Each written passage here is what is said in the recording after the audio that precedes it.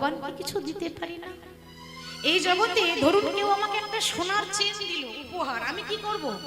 চরণ ধোয়া জল খাবো, কেন আমাকে সোনার চেন দিয়েছে।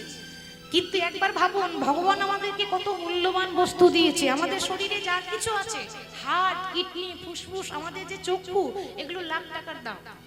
তাহলে ভগবান এত দামি দামি বস্তু দিয়েছে, কিন্তু ভগবানকে দুটো নকুল দানা আমরা দিতে পারি না। অনেক অনেক ভক্ত আছে, কিছু কিছু ভক্ত মনে মনে ভাবে, প্রভু আমার একতলা বাড়িটা সামনে বছর দুতলা করে দিও, তোমাকে 5 কেজি বাতাসা দেব। এমনও ভক্ত আছে, তারা বলে ভগবানও চিন্তা করে, বাবা কলিযুগের ভক্ত খুব চালাক, যদি দুতলা না করে দিই দুটো নকুল দানা কি গো, দুটো বাতাসাও দেবে না, আগে দুতলা দাও তারপর বাতাসা পাবে। এরকম কিছু কিছু ভক্ত আছে, কেউ নিষ্কাম ভাবে দেয়, কেউ আবার চাওয়া পাওয়া নিয়েও দেয়। তাহলে ভগবানকে দিতে পারি না। মনে করে দেখুন, মহাভারতে যখন পঞ্চপাণ্ডব রাজস্বাহী যজ্ঞ করেছিল, তো সেই যজ্ঞে ভগবান বলেছিল, যুধিষ্ঠির তুমি যে যজ্ঞ করছো, তো এই যজ্ঞে এক একজনকে এক একটা দায়িত্ব দিলে, কিন্তু আমি কি দায়িত্ব নেব জানো? কি দায়িত্ব নেবে? তোমার এই রাজস্বাহী যজ্ঞে যে দরজা রয়েছে, ওই দরজার মধ্যে যত যত ব্রাহ্মণ আছে, যত বৈষ্ণব আছে, যত ভক্ত আছে, প্রত্যেকটা ভক্তের চরণ আমি নিজের হাতে ধৌত করে দেব। যুধিষ্ঠির বলেছিল, কৃষ্ণ যে ভগবানের চরণ তলে বিশ্ব ব্রহ্মাণ্ডের মানুষ পড়ে থাকে, সেই ভগবান সাধারণ মানুষের পায়ে ধরবে কেন? ভগবান বলেছিলেন, যুধিষ্ঠির তুমি বোধহয় জানো না, ভক্তের চরণ পাওয়া বড় সৌভাগ্যের কথা। এ জগতে প্রত্যেকটা ভক্ত মন্দিরে ছুটে আসে রাধা মাধবের চরণে, প্রত্যেকটা ভক্ত আমার পায়ে ধরে, কিন্তু আমার কখনো সুযোগ হয় না যে আমি আমার ভক্তের চরণে একবার জড়িয়ে ধরি। আজ সুযোগ পেয়েছি তো, তাই তোমার এই যজ্ঞে যত বৈষ্ণব আসবে, ভক্ত আসবে, সবার চরণ আমি নিজের হাতে ধোয়াইয়ে দেব, ধৌত করে দেব।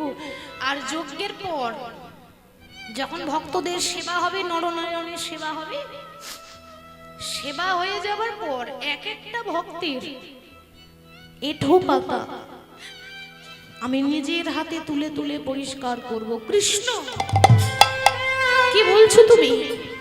তুমি ভুলে যেও না, এটা রাজা জমিদারের বাড়ি, এখানে এঁঠো পাতা তোলার জন্য কাজের লোক রাখা হয়েছে, তুমি কেন এঁঠো তুলবে? এত এত মানুষ সেবা করবে আর তুমি মানুষের এঁঠো পাতা তুলবে? না না না, এরকম নিজ কাজ তুমি কেন করবে? ভগবান তখন বলেছিল, যুধিষ্ঠির ভক্তের এঁঠো পাতা তুললে যে কি ধর্ম হয় তুমি জানো না, জানলে কথা বলতে না। ওমা, সবার মন তো সমান হয় না। এ জগতে কেউ শাক ভাত দেবে, শাক অন্ন দেবে, কিন্তু ভক্তি দিয়ে দেয়। আবার অনেকে 56 ভোগ 36 ব্যঞ্জন দেয়, কিন্তু খেতে দিতে হয় দেবো, ওই লোকের এঁঠো তুলতে পারবো না। এমনও মানুষ আছে বলে এঁঠো তুললে কি হয় না, সারা জীবন যা পাপ করেছি, ভগবান বলছেন না, আমার কথা নয়, সারা জীবন যা পাপ করেছি সেই পাপ আমার ক্ষয় হয়ে যাবে, আর যদি ভক্তদের এঁঠো পাতা নিজের হাতে তুলতে পারি। যুধিষ্ঠির তখন বলে উঠলো, ও তার মানে তুমিও পাপ করেছো। কি গো, ঠিক তো? তুমি যে বললে আমি আমি ভক্তের এঁঠো পাতা তুলবো, তাতে আমার পাপ ক্ষয় হবে, তার মানে তুমিও পাপ করেছো, তার মানে ভগবানও পাপ করে? ভগবান বললেন, হ্যাঁ আমিও পাপ করেছি। ভগবানের পাপ কি? ভগবান কি পাপ করেছিল মা? ভগবানের পাপ কি জানেন? ভগবান নিজের মুখে বর্ণনা করছেন, যুধিষ্ঠির আমি যখন ত্রেতা যুগে রাম ছিলাম, আমি আমার সীতাকে উদ্ধার করতে গিয়ে যে রাবণকে বধ করেছি, সে রাবণ ব্রাহ্মণ ছিল। রাবণ ছিল ব্রাহ্মণ, অসুর নয়, কিন্তু অসুর প্রবৃত্তি, মানে স্বভাবটা অসুরের মতো, কিন্তু তার কুল ছিল, বংশ ছিল ব্রাহ্মণ, ব্রাহ্মণের ছেলে রাবণ। তাহলে রাম রাবণকে বধ করেছে, মানে ব্রহ্মহত্যা মহাপাপ। আমি যখন ত্রেতা যুগে কৃষ্ণ হলাম, দাপর যুগে যখন কৃষ্ণ হলাম, তখন আমি একটা নারীকে বধ করেছিলাম যার নাম হচ্ছে পুতনা। রাক্ষস হোক বা মানুষ হোক, ছিল তো একটা নারী। বাবা, নারী হত্যা মহাপাপ। আমি ভগবান হয়ে এই হাত দিয়ে পুতনা রাক্ষসীকে বধ করেছি, নারী হত্যা করেছি। আর পাপ কখনো বাপকে ছাড়ে না। আমি ভগবান হলেও আমাকে ভোগ করতে হবে। সেই পাপের প্রায়শ্চিত্ত করব তোমার এই রাজস্বাহী যজ্ঞে। এবার একে একে বৈষ্ণব আসছে, সবার চরণ ভগবান ধোয়াইয়ে দিয়েছে, সবাইকে সেবা দিয়েছে, সবার এঁঠো পাতা তুলেছে। সেই মুহূর্তে সেইখানে একটা বেজি এসেছে। বেজি মানে হচ্ছে নেউল। নেউলকে বলা হয় বেজি। একটা বেজি এসে বলছেন যুধিষ্ঠিরকে, মহারাজ আপনি সেবা তো করাচ্ছেন, আপনি যজ্ঞ তো করাচ্ছেন, কিন্তু আপনার যজ্ঞ সফল হলো না। কেন? বলছে প্রকৃত বৈষ্ণবের সেবা হলে স্বর্গে ঘন্টা পড়ে, স্বর্গে দেবতারা ঘন্টা বাজায়, তারা পুষ্পবৃষ্টি করে, তার মানে আপনার সেবা সফল হয়নি। ভগবান তখন বললেন, যুধিষ্ঠির তোমার এই যজ্ঞে যত যত বৈষ্ণব এসেছিল তারা প্রকৃত বৈষ্ণব কেউ নয়, তা তুমি সবাইকে নিমন্ত্রণ করেছিলে তো? যুধিষ্ঠির বলছে, সখা আমি সবাইকে নিমন্ত্রণ করেছি, কিন্তু একজনকে নিমন্ত্রণ করিনি, সে কে? ভক্ত রুই দাস। কেন করলে না? কি করে করব? সে তো সবসময় চামড়ার কাজ করে, ওই শুধু শুধু চামড়া সেলাই করে। ওই মানুষটাকে যজ্ঞে নিমন্ত্রণ করে আমি কি ধর্মভ্রষ্ট করব? যুধিষ্ঠির, তুমি জানো না যে রুই দাসকে অবহেলা করে তুমি নিমন্ত্রণ করলে না, তাচ্ছিল্য করে ঘুরে ওই রুই দাস যখন চামড়া সেলাই করে না, ছুঁচের মধ্যে যখন ছিদ্রটা প্রবেশ করায়, যতবার সেলাই করে ততবার বলে কৃষ্ণ কৃষ্ণ কৃষ্ণ। তার মতো প্রকৃত বৈষ্ণব আর কেউ নয়। যুধিষ্ঠির, তুমি কি করলে? তুমি যে প্রকৃত বৈষ্ণব তাকেই বাদ দিয়ে দিলে। সে কি করে বৈষ্ণব হয়? তো সে তো রুই দাস। তুমি এটা জানো না? শুনিবে যাহার মুখে মধুর কৃষ্ণ নাম, তাহারই জানিবে তুমি বৈষ্ণব প্রধান। যাও, তাকে ডেকে নিয়ে এসো। যেই না রুইদাসকে ডাকা হলো, ওমা রুইদাস তো নিচু জাতি, ভেতরে যেতে পারছে না, দরজায় দাঁড়িয়ে আছে। ভগবান ডাকছে, রুইদাস দাঁড়িয়ে কেন? এসো আমার হৃদয়ে এসো। রুইদাস বললেন, প্রভু আমি কি করে যাব? আমি নিচু জাতি, আমি চামড়া সেলাই করি, আমি ভেতরে যেতে পারবো না। তুমি জানো না, ভগবান কখনো ভক্তদের মধ্যে বিচার করে না। মুচি হয়ে শুচি হয় যদি কৃষ্ণ ভজে, শুচি হয়ে মুচি হয় যদি কৃষ্ণ তেজে। তোমার অন্তরে যে প্রেম, তোমার হৃদয়ে যে ভক্তি, এটা তারা চিনতে পারলো না, তাই তোমাকে অবহেলা করেছে। এসো আমার হৃদয়ে এসো। রুইদাসকে ধরে যেই না বক্ষ মাঝে জড়িয়ে ধরেছে, অমনি স্বর্গ থেকে দেবতারা পুষ্পবৃষ্টি করলো। এই হলো বৈষ্ণব সেবা, এই হলো ভক্তের সেবা। ভগবান কখনো ভক্তদের মধ্যে বিচার করে না, তার তুলনা দেওয়া যায় না। সেই জন্য মহাজন বললেন, হেনয়ব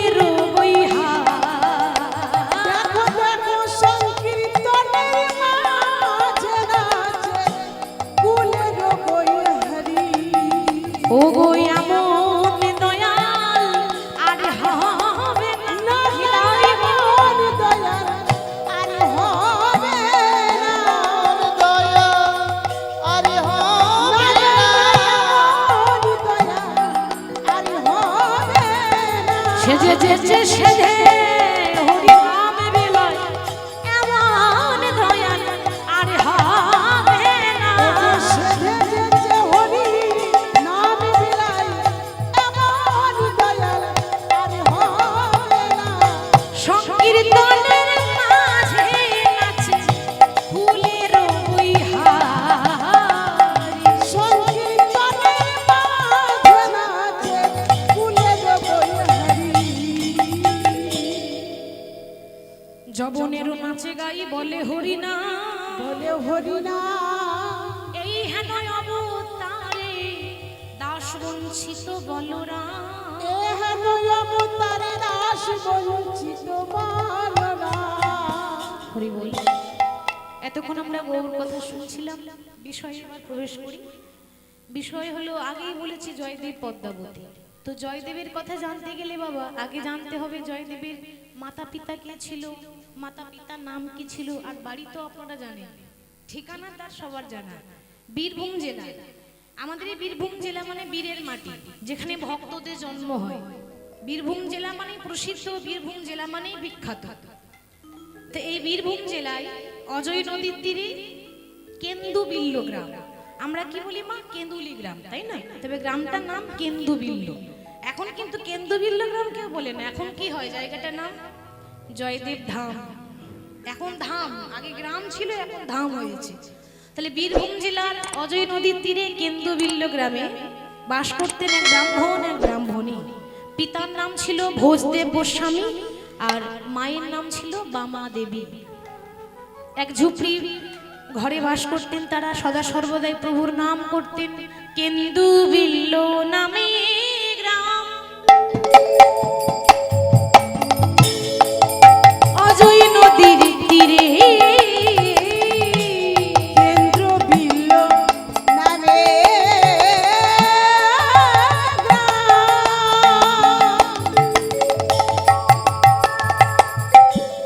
অজয় নদীর তীরে কেন্দুবিল্ল নামে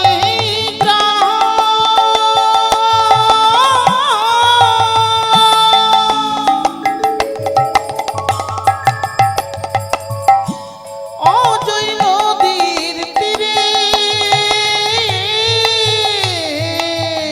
ওগো ভোজদেব নামে ব্রাহ্মণ তথাই বাস করে। ভোজদেব নামে ব্রাহ্মণ তথাই বাস করে। ভোজনে নামে ব্রাহ্মণ তথায় বাস করে। ওগো অতি নিষ্ঠা বান তিনি,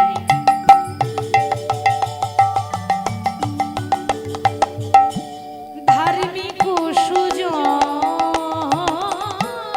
অতি নিষ্ঠাবান তিনি, ছিল ধার্মিক বামা দেবী পত্নী তাহার, করে গুরু ভজন। বামা দেবী পত্নী তাহার করে গৌর ভজন। বামা দেবী পত্নী তাহার করে গৌর ভজন। সদাই গৌর গৌর গৌর বলে, সদাই গৌর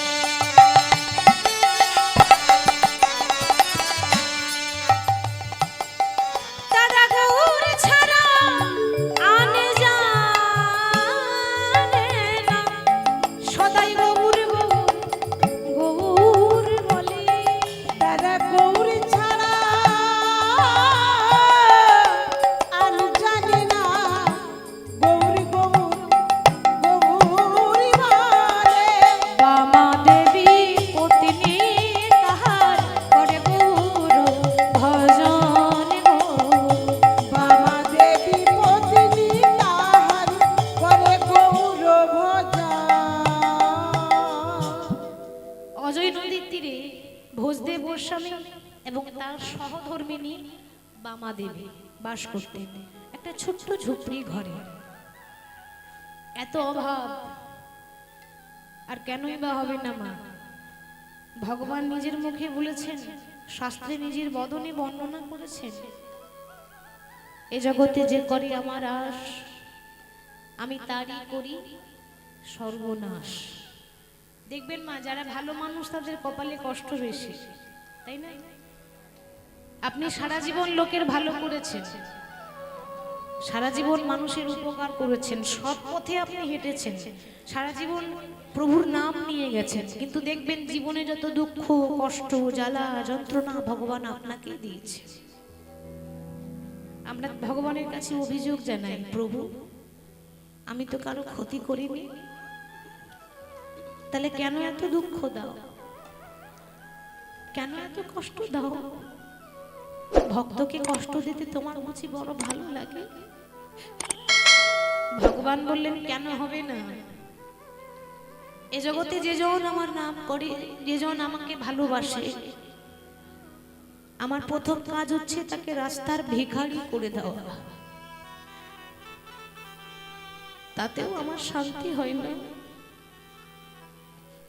আমার দ্বিতীয় কাজ হচ্ছে তাকে রাস্তার কাঙাল করে দেওয়া, নিঃস্ব, তার আর আপন বলতে এই জগতে কেউ থাকে না। যখন সবকিছু হারিয়ে পথের কাঙাল হয়ে যাবে, তখন যেদিন বলবে প্রভু তুমি ছাড়া আর কেউ নেই, সেদিন আমি তার কাছে চলে যাব। সারা জীবন কাঁদতে কাঁদতে তবু যদি বলে প্রভু তুমি ছাড়া আমার আর কেউ নেই, তারপর হই আমি তার দাসের অনুদাস, তার আগে নয়। তাহলে ভগবানের কাজই হচ্ছে ভক্তকে কষ্ট দেওয়া, ভক্তকে কাঁদানো। এই ভোজদেব গোস্বামী এবং বামা দেবী ছোট্ট একটা ঝুপড়ি ঘরে বাস করত। কোনোদিন ভগবানের কাছে তারা কিছু চাইনি, গাড়ি বাড়ি টাকা পয়সা কিচ্ছু চাইনি, কিন্তু তাদের ঘরে একটা জিনিসের বড্ড অভাব, সন্তানের অভাব। ভগবান এখনো পর্যন্ত তাদেরকে কোনো সন্তান দেয়নি। বামা দেবী তার স্বামীকে বলছে, স্বামী তুমি সবসময় না বলো তোমার গৌর হচ্ছে বড় দয়াল, তুমি তো সবসময় বলো তোমার ভগবানের নাকি অশেষ করুণা, তোমার ভগবানের কি একটি বাড়ির জন্য ইচ্ছা হয় না আমার কোলালো করে একটি সন্তান দিয়ে যেতে? বাবা ধৈর্য ধরো, ভক্ত যদি মন থেকে কোনো বাঞ্ছা করে, ভগবানের সাধ্য নয় যে পুরাইতে না রে, তারে ডাকার মতো ডাকতে হয়। অপেক্ষা করো, সে যখন দেবে কেউ আটকাতে পারবে না। আর মাগো মনে রাখবেন, ভগবানের কৃপা ছাড়া আমাদের কিন্তু ক্ষমতা নেই। যে দেহটাকে নিয়ে আমরা এত গর্ব করি, মনে রাখবেন গাড়িটা আপনার হতে পারে, গাড়ির ড্রাইভার কিন্তু আপনি নয়, তাই না? গাড়ি আপনার, ড্রাইভার আপনি নয়। কেন? এই গাড়ির ড্রাইভার কে? গাড়ি চালাই কে মা? গাড়ি চালাই বংশীবদন। পড়েননি ছোটবেলায়? গাড়ি চালাই বংশীবদন, গাড়ি আপনার, ড্রাইভার হচ্ছে বংশীবদন। পরে আবার কি বলছে? সঙ্গে যে যায় ভাগ্নে মদন। মদন মানে কোনো পাড়ার মদনের নাম নয়। যিনি লিখেছেন খুব ভাবনা চিন্তা করে গভীরে গিয়ে তবে তিনি লিখেছেন। এখানে মদন মানে কোনো ব্যক্তির নাম নয়, এখানে মদন মানে হচ্ছে কামদেবের আরেক নাম ছিল মদন। মদন মানে লোভ, লালসা, কামনা, বাসনা। এ গাড়ি যেখানে যাবে যাক, লোভ কিন্তু পেছন ছাড়ে না, লোভ আমাদের সঙ্গে থাকে, তাই না? তাহলে ভগবান হচ্ছেন মালিক, তার ইচ্ছা ছাড়া গাছের পাতা পর্যন্ত নড়ে না। আমরা কি করে চলবো? তিনি বলাচ্ছেন তাই বলছি, তিনি চলাচ্ছেন তাই চলছি। অপেক্ষা করো, দেখবে একদিন ঠিক আমার গৌর তোমায় কৃপা করবে। এভাবে প্রতিদিন গৌর গৌর গৌর গৌর বলে যাই। এবার সময়ের আগে তো কিছু পাওয়া যায় না, ঠিক প্রভুর একটু করুণা হয়েছে, আর যেই না করুণা হয়েছে অমনি বামা দেবীর গর্ভে একটি সন্তান দিলেন।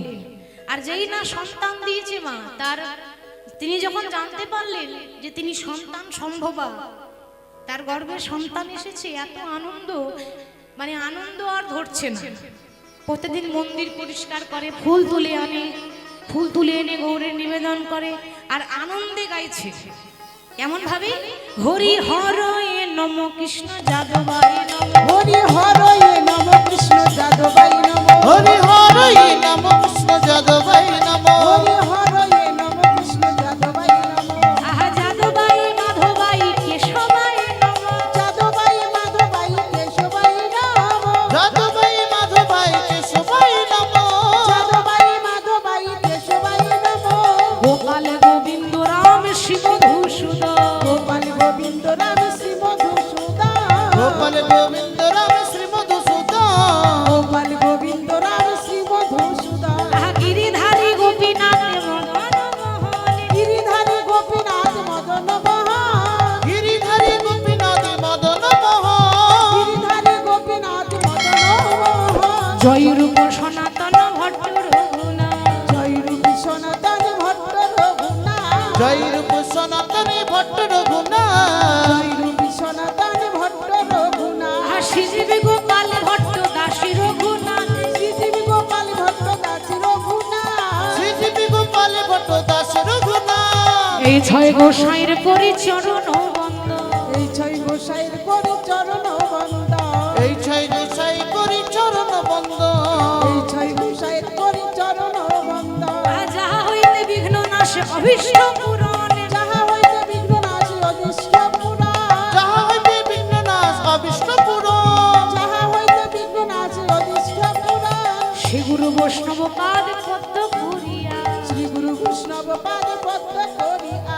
শ্রী গুরু বৈষ্ণব পাদে পদ্ম করিয়া। শ্রী গুরু বৈষ্ণব পাদে পদ্ম করিয়া। এটাই নাম সংকীর্তনে মাগে নরোত্তম দাস। নাম সংকীর্তনে মাগে নরোত্তম দাস। নাম সংকীর্তনে মাগে নরোত্তম দাস। হরে কৃষ্ণ হরে কৃষ্ণ কৃষ্ণ কৃষ্ণ হরে হরে। হরে রাম রাম রাম হরে হরে। হরে কৃষ্ণ কৃষ্ণ কৃষ্ণ হরে হরে। হরে রাম রাম রাম হরে হরে। হরে কৃষ্ণ কৃষ্ণ কৃষ্ণ হরে হরে। হরে রাম রাম রাম হরে হরে।